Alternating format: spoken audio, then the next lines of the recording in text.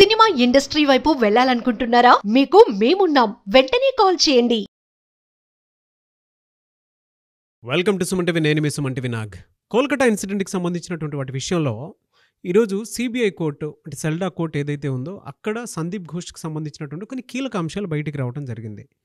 అయితే నిన్న supreme court hearings తర్వాత ప్రొటెస్టర్స్ కొంతమంది నిరసన ఆపుతారు అని చెప్పేసి అనుకున్నారు. దాని తర్వాత మమతా బెనర్జీ కూడా వాళ్ళతోటి మాట్లాడటం జరిగింది. పార్షియల్గా మాకు జడ్జిమెంట్ వచ్చిందే తప్ప దీనికి సంబంధించినటువంటి కంప్లీట్ జస్టిస్ రాలేదు అనేటువంటి వర్డ్ కూడా వినిపిస్తూ ఉంది. బోత్ సైడ్స్ నుంచి కూడా కొంత అంటే ఉపశమనం కలిగించేటువంటి విషయాలు వచ్చినా ఇంకా సరే నిరసన చాలా బలంగా చేసి ముందుకు వెళ్తూ ఉన్నారు.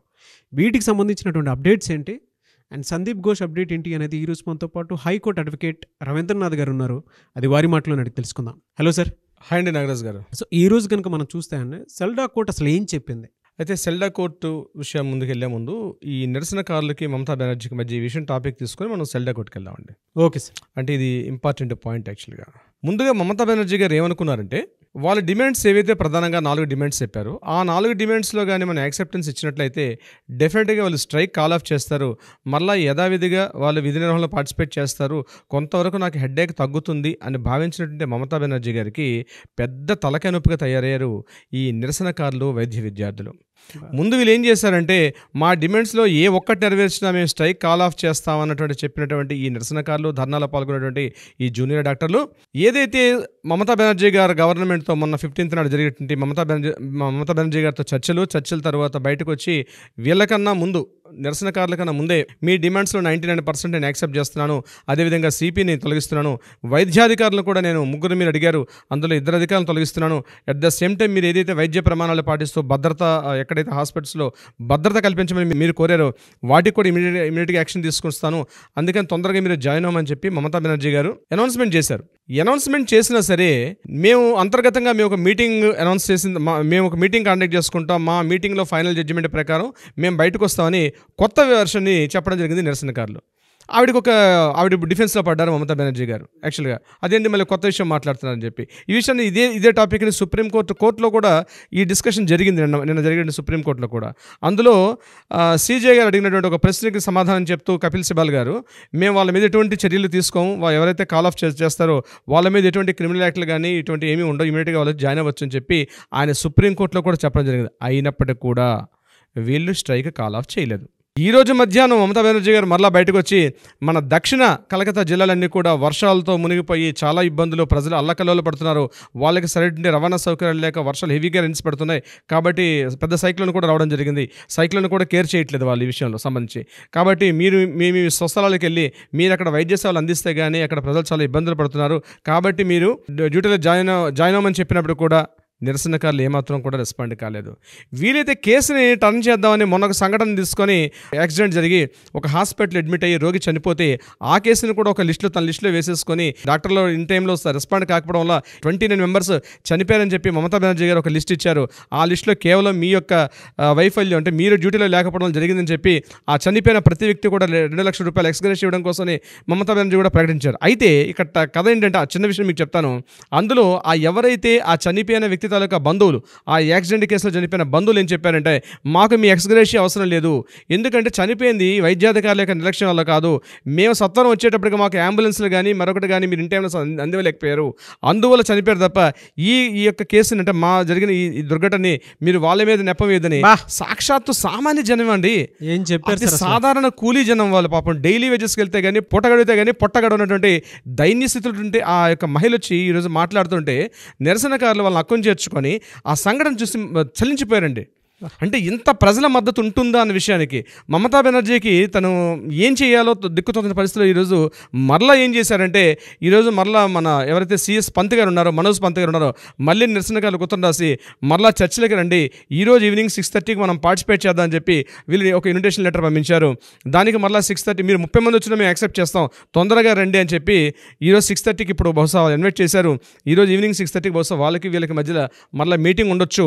ఆ మీటింగ్లో మరి మమతా బెనర్జీ గారు పార్టిసిపేట్ చేస్తారా, లేదా ఓన్లీ వైద్యాధికారులు, ప్రభుత్వ అధికారులు, ఈ జూనియర్ డాక్టర్స్ వరకే పార్టిసిపేట్ చేస్తారన్నది మరికొద్ది నిమిషాల్లో మనకు తెలిసే అవకాశం ఉంటుంది. బట్ ఏదేమైనప్పటికీ కూడా నిరసనకారులు ముఖ్యంగా హాస్పిటల్స్లో భద్రతా ప్రమాణాలు సరైన చర్యలు తీసుకోవాలి. అదేవిధంగా గ్రీవెన్స్ హౌసెస్ ఏర్పాటు చేయాలి. మాకు అక్కడ ఎక్కడైతే హాస్పిటల్ ఉంటాయో అదేవిధంగా ప్రత్యేక సెల్స్ ఏర్పాటు చేయాలి. మేము ఏం జరిగినా సరే ఇమీడియట్గా పోస్ట్ యాక్ట్ ప్రకారం ఇమీడియట్గా కంప్లైంట్ చేసుకునే కంప్లైంట్ సెల్స్ కానీ గ్రీవెన్స్ హౌస్లు మాకు ఏర్పాటు చేస్తేనే మేము ఇమీడియట్గా మేము రెస్పాండ్ కాగలుగుతాం. కాబట్టి ముందు మీరు ఆ చర్యలు చేపట్టండి, అప్పుడైతే మేము దిగొస్తామని చెప్పడం జరిగింది. బట్ ఏదేమైనప్పుడు కూడా మళ్ళీ ఎగైన్ మరో 2 విడత చర్చలు కూడా మళ్ళీ సిద్ధపడ్డారు. ప్రభుత్వం కూడా మళ్ళీ డైలమాలు పడింది. ఈ విషయం ఏం చేస్తారన్నది మరికొద్ది గంటల్లో మనకు తెలిసే అవకాశం ఉంటుంది నాగరాజు గారు దీనికి సంబంధించి నిరసనకారులకి.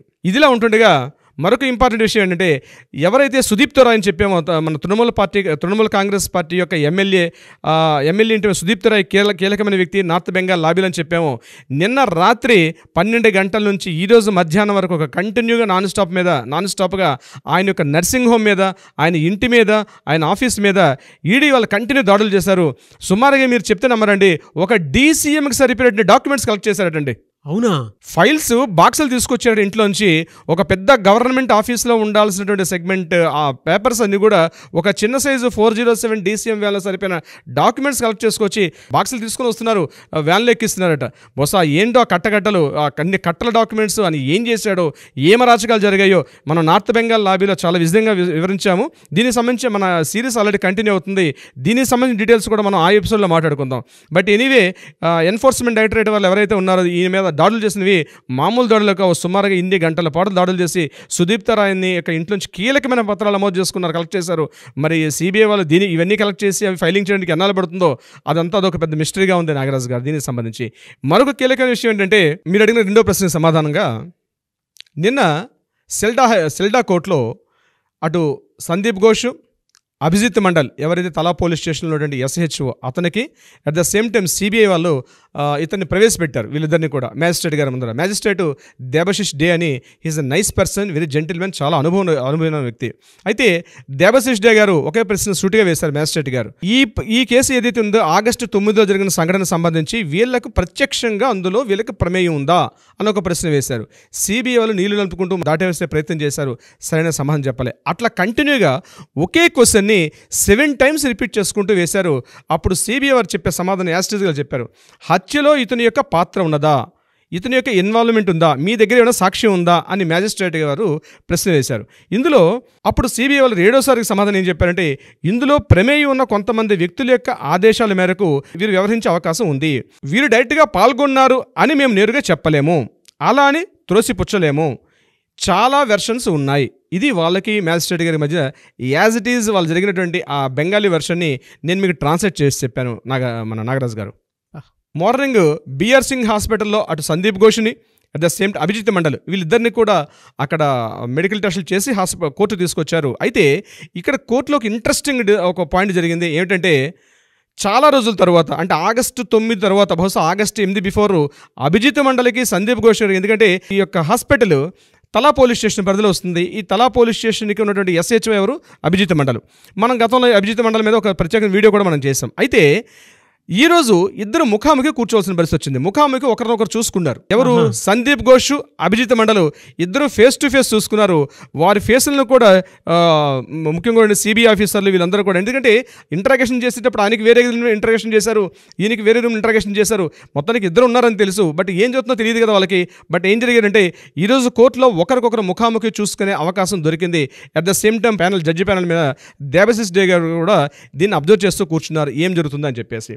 అయితే ఆయన ఏం చెప్పారంటే, ఇక్కడ మా ముందు ఇంటరాగేట్ చేయండి అని చెప్పి సిబిఐ అడ్వకేట్స్ని ప్రాసిక్యూట్ చేయండి, వీళ్ళు మాట్లాడండి అని చెప్పి దేబశిష్ డే గారు ఒక పర్మిషన్ ఇచ్చారు వీళ్ళతో మాట్లాడమని చెప్పి. అప్పుడు వీళ్ళిద్దరిని కూడా ఇంటరాగేట్ చేశారు అడ్వకేట్స్, అక్కడే సిబిఐ అడ్వకేట్స్ ఇంటరాగేట్ చేసినప్పుడు ఈయన చెప్తున్నటువంటి సమాధానానికి, అదేవిధంగా మన అభిజిత్ మండల్ గారు చెప్తున్న సమాధానానికి ఎక్కడ పొంతం లేవు. ఇదే విషయం నాకు 2 నిమిషాలు మాట్లాడిన తర్వాత ఇమీడియట్గా సిబిఐ అడ్వకేట్స్ అదే చెప్పారు, సార్ మేము ఇంటరాగేషన్ చేసినప్పుడు కూడా వీళ్ళు పొంతం లేని సమాధానాలు చెప్తున్నారు, చెప్పే విధానం కూడా ఇలానే ఉంది అని చెప్పడం కూడా జరిగింది. అంటే పొంతం లేవు, ఈయన చెప్పే వెర్షన్కి ఆయన చెప్పే వెర్షన్కి సమాధానాలు ఎక్కడ పొంతం లేవు. అంటే క్లియర్గా అడిగారు, మీకు ఎన్ని గంటలకు మార్నింగ్ ఫోన్ వచ్చింది అని సందీప్ ఘోష్ గారిని అడగడం జరిగింది.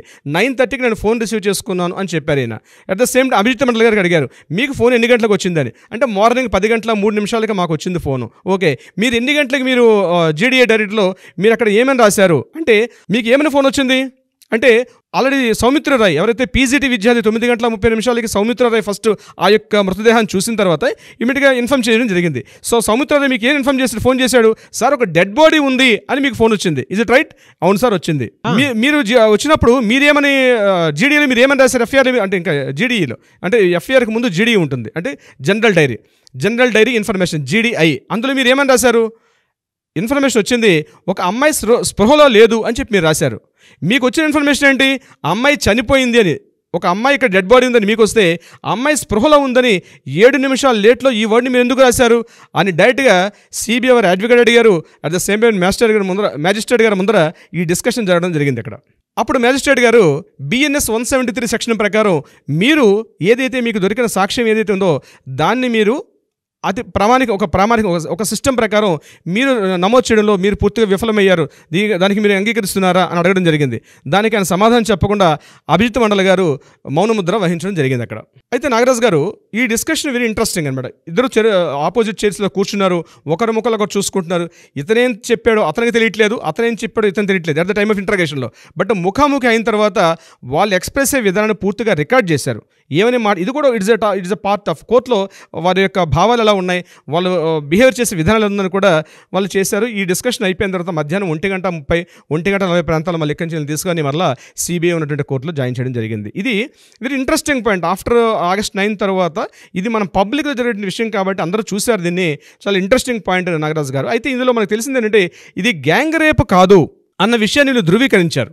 కొంతవరకు సిబిఐ వాళ్ళకి అక్కడ మ్యాజిస్ట్రేట్ గారు అడిగారు, ఇది గ్యాంగ్ రేపా సింగిల్గా జరిగిందా సంజయ్ రాయ్ మీద అంటే ఇది గ్యాంగ్ రేప్ అయ్యే అవకాశం లేదు, సింగిల్గా జరిగింది అన్నటువంటి ఒక విషయాన్ని అయితే వాళ్ళు తెలియపరచడం జరిగింది. అయితే ఈ మధ్యకాలం మనకు వస్తున్న ఊహాగానాలు ఏవైతే ఉన్నాయో ఇది గ్యాంగ్ రేప్ కానీ చాలా మీడియాలో చాలామంది చెప్పడం జరిగింది. దాన్ని కట్ చేస్తూ ఈరోజు సిబిఐ వారు డైరెక్ట్గా కోర్టులోనే అందరి ముందే మాట్లాడిన విషయం బహుశా అది గ్యాంగ్ రేప్ కాదు సింగిల్గా జరిగింది అన్న విషయం అయితే కొంతవరకు కన్ఫర్మేషన్ చేశారు. బట్ మేము ఇంకా సాక్ష్యాలని దాన్ని పరిశీలించే పనిలో ఉన్నాం కాబట్టి అతి తొందరలోనే దాన్ని కూడా రివీల్ చేస్తామని చెప్పి సిబిఐ వారి నుంచి చెప్పడం కూడా జరిగింది దీనికి సంబంధించి. సో ఇది యాక్చువల్గా ఒక ఇంట్రెస్టింగ్ పాయింట్. దీన్ని మనం కూర్చొని నెరేట్ చేయగలిగితే మనకు రెండు విషయాలు తెలిసాయి. ఒకటి ఏంటంటే అభిజిత్ మండలు వచ్చిన ఇన్ఫర్మేషన్ని తారుమారు చేయడం, సాక్ష్యాలను ఎవిడెన్స్ని తారుమారు చేసే విశేషం కనిపిస్తుంది. నెంబర్ 2 అంతకుముందే సందీప్ ఘోష్కి విషయం తెలిసింది.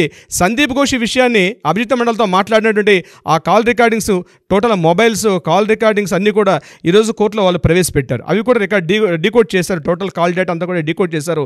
దీనిలో సందీప్ ఘోష్ క్లియర్గా ముందుగా అభిజిత్ మండల్తో మాట్లాడినటువంటి ఇన్ఫర్మేషన్ కూడా ముందు మనకు తెలిసింది. So this is a very important note. మరొక ఇంపార్టెంట్ ఏంటంటే ముందుగా మాట్లాడినటువంటి మన మ్యాజిస్ట్రేట్ గారు ఒక క్వశ్చన్ రైజ్ చేశారు, ఇందులో వీళ్ళకి డైరెక్ట్ ఇన్వాల్వ్మెంట్ ఉందా అంటే సిబిఐ వారు 7 సార్లు ప్రశ్న తర్వాత సమాధానం చెప్పింది ఏంటంటే ఉండొచ్చు ఉండకపోవచ్చు అంటగా మాట్లాడారు. బహుశా ఆల్రెడీ కూడా కన్ఫర్మేషన్ రాలేదు. దాని బహుశా నెక్స్ట్ హీరింగ్స్లో ఈ విషయాన్ని కన్ఫర్మేషన్ చేసే పనులు అయితే ఉంటారు. నాగరాజ్ గారు వాట్ ఏ నాలెడ్జ్ అంటే పిన్ టు పిన్ అక్కడ జరిగినట్టు కళ్ళకు కట్టినట్టు చూపిస్తున్నారు సార్. న్యాయం కోసం ఎంత దూరం అయినా సరే వెళ్ళడానికి ప్రయత్నం చేయడానికి అంటే మన వంతుగా మనం ఇన్ఫర్మేషన్ ఇస్తూ ఉన్నాం. కానీ బట్ మీరు మాత్రం ప్రాక్టీస్ అంతా పక్కన పెట్టి దీనికి ఒక రైట్ జడ్జ్మెంట్ వస్తుంది నాగరాజ్ గారు అని చెప్పేసి ప్రతిసారి మన ఆడియన్స్తో పాటు మీరు కూడా ఈ కృషి ఏదైతే ఉందో డెఫినెట్గా ఒక మంచికి నాంది పలుకుతుంది. ఏదైనా we want justice, we demand justice. Thank you so much Ravindranath garu. Thank you so much Nagaraj గారు.